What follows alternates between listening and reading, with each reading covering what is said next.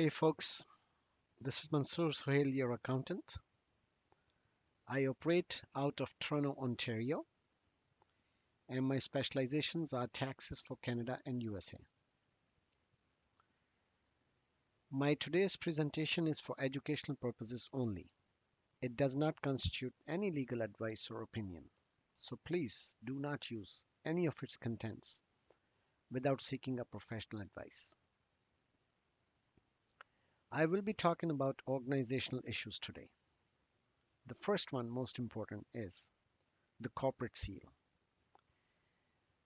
The seal must bear the corporation's name, the name of statute under which it was incorporated, an impression of the corporation. Corporation records. What are corporate records?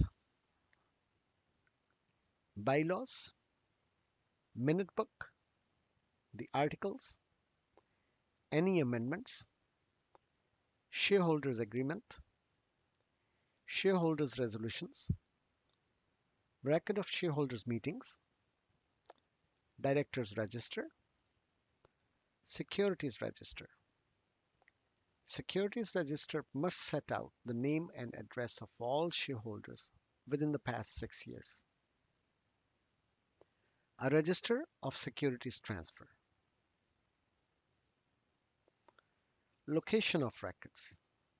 All records must be kept at the registered office of a corporation. A change in the location of corporate records can be authorized by directors. Records can be kept at a different location if they are available for inspection during regular office hours. Examination of records. Directors have the right to view the corporate records in order to properly carry out their duties. Shareholders, creditors, their agents, and other legal representatives may examine records in normal business hours. Anyone can examine and make copies of records of the offering corporations. Rights to information on shareholders. Certain persons have the rights to list corporations' shareholders. For non-offering corporations, this right belongs to shareholders, creditors, agents, and legal representatives. Bylaws. Bylaws are important for proper functioning of a corporation. Bylaws are passed by directors.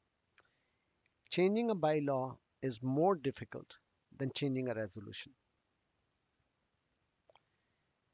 Procedures for enacting, amending, and repealing bylaws. The directors pass a resolution to establish the bylaws. The bylaw comes into effect immediately and remains in effect until its consideration by shareholders. The bylaw is presented to shareholders for their consideration at their next meeting.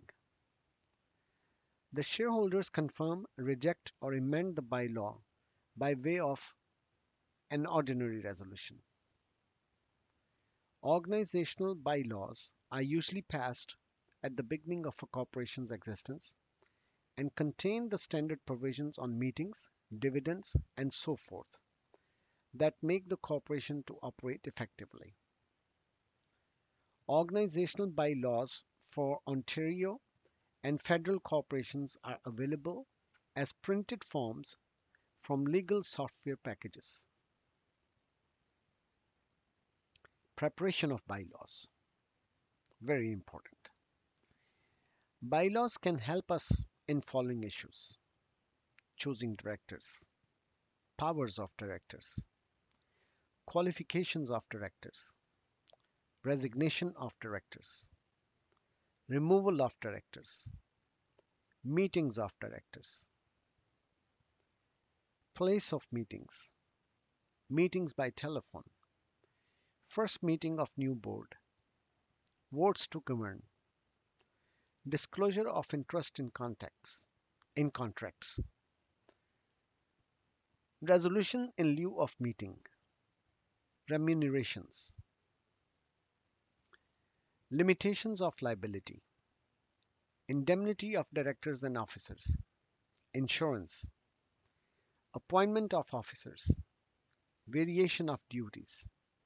Annual meetings of shareholders. Special meetings of shareholders. Proxies.